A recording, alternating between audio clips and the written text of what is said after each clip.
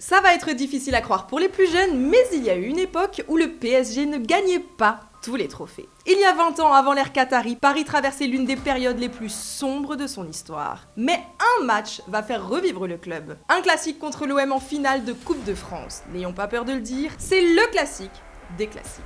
Tout bon supporter parisien qui se respecte place ce match de fou dans son top 5 all-time. Bienvenue à tous dans le tout premier épisode d'Histoire de Coupe. Je suis Isoline et dans ce nouveau format, je vous fais revivre les moments les plus incroyables de la grande histoire de la Coupe de France. Le PSG est le club qui a soulevé le plus de fois le trophée avec 16 victoires, dont 8 sur les 11 dernières années. Sur cette même période, le club parisien a aussi remporté 9 fois la Ligue 1 et a vu passer dans ses rangs des légendes comme Zlatan Ibrahimovic, David Beckham, Neymar Junior ou encore Kylian Mbappé. Mais quelques années avant la prise de pouvoir de QSI, les supporters du parc n'étaient pas aussi gâtés. Allez, petit flashback.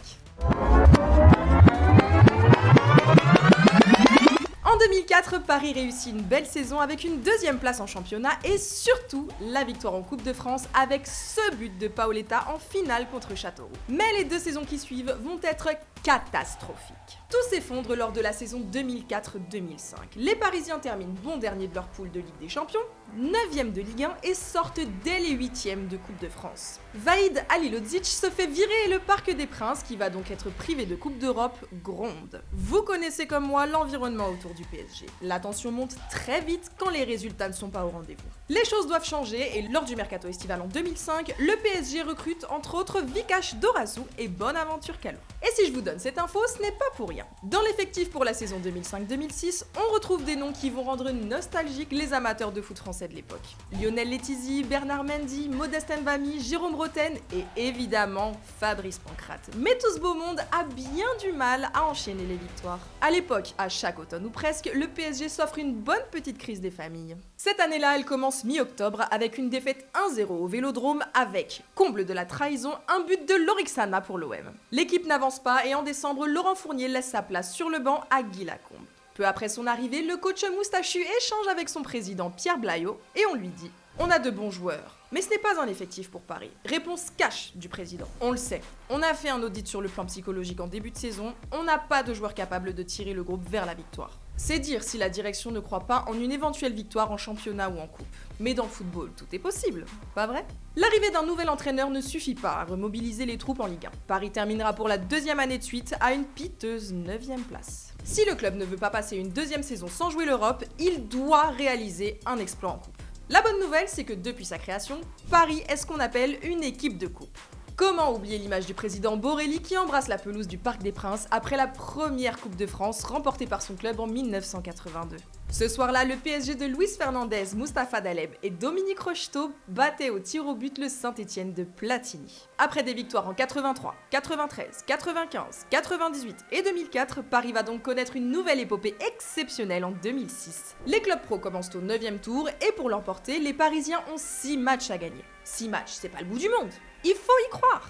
Le premier, il a lieu le 7 janvier 2006 contre l'US Vermelloise qui évolue alors en DH. Le club du Pas-de-Calais reçoit Paris au stade Bollaert et Paoletta et les siens ne font pas dans les sentiments. Victoire 4-0, sans appel. Le tour suivant offre un gros échec contre Auxerre. L'Aja est alors tenante du titre et compte bien le défendre chèrement. Le match est âpre et se décide sur un coup du sort. Le PSG l'emporte sur la plus petite des marges sur un but contre son camp de Grichting. Comme quoi, à quoi ça tient une épopée ? Avant son 8e de finale, Paris traverse une série catastrophique de 8 matchs sans victoire en championnat. Une éternité. Dans cette série noire, il y a un match qui fait couler beaucoup d'encre. Le classique contre les minots marseillais. Ce soir de mars, le président phocéen Pape Diouf veut dénoncer les conditions de sécurité offertes aux supporters marseillais et envoie une équipe de jeunes au Parc des Princes. Cette parodie de classique se solde par un 0-0 et le PSG est humilié. Il n'y a pas d'autre mot. Il sait maintenant que son salut passe par la coupe, qui est souvent la soupape de décompression des équipes en souffrance en championnat. Il reste 4 matchs pour sauver la saison parisienne.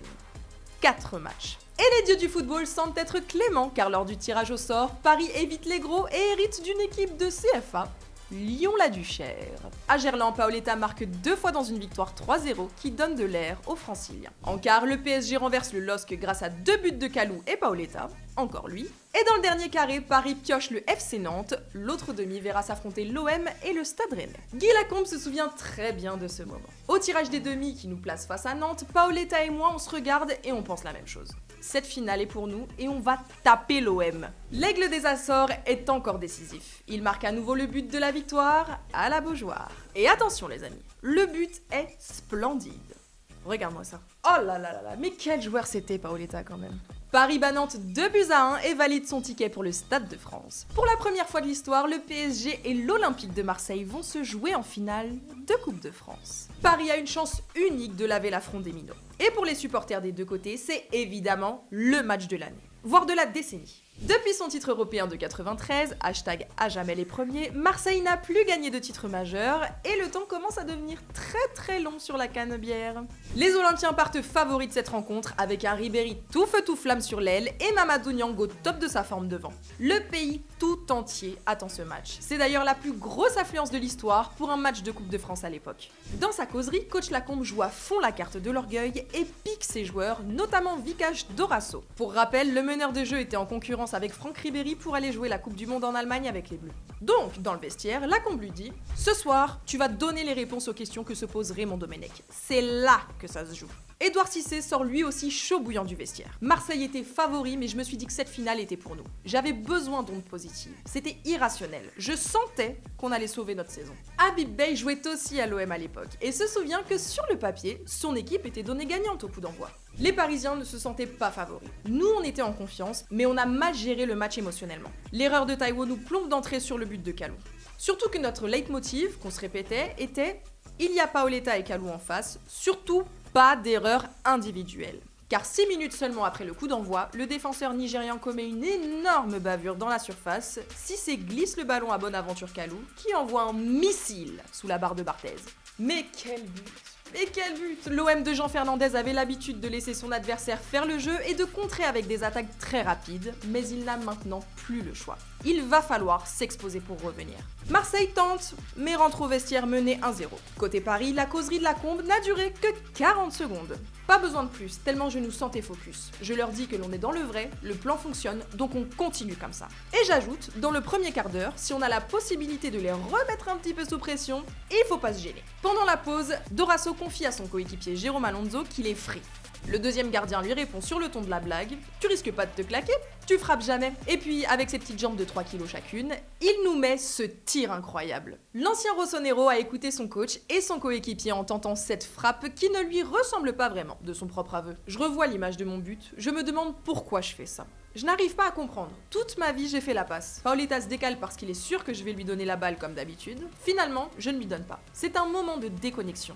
Il faut être un peu taré pour tenter ça. Incroyable mais vrai, c'est son seul but de la saison. Le seul but de son aventure parisienne donc, mais aussi le dernier but de sa carrière pro. On lui en parle encore souvent aujourd'hui. Les gens, quand ils me croisent dans la rue, me remercient pour ce but. Je suis content de l'avoir mis, très content. D'ailleurs, je ne m'en lasse pas. Parfois, je me le remets tout seul. Lui qui avait été envoyé en réserve quelques semaines plus tôt devient le héros de la finale. Grâce à ce golazzo, Vikash et les siens prennent le large, mais l'OM n'abdique pas. Touafilou Maoulida réduit l'écart une vingtaine de minutes plus tard et nous offre une fin de match complètement folle. Marseille pousse et multiplie les occasions, mais Paris fait honneur à sa devise « Fluctuat nec mergitur ».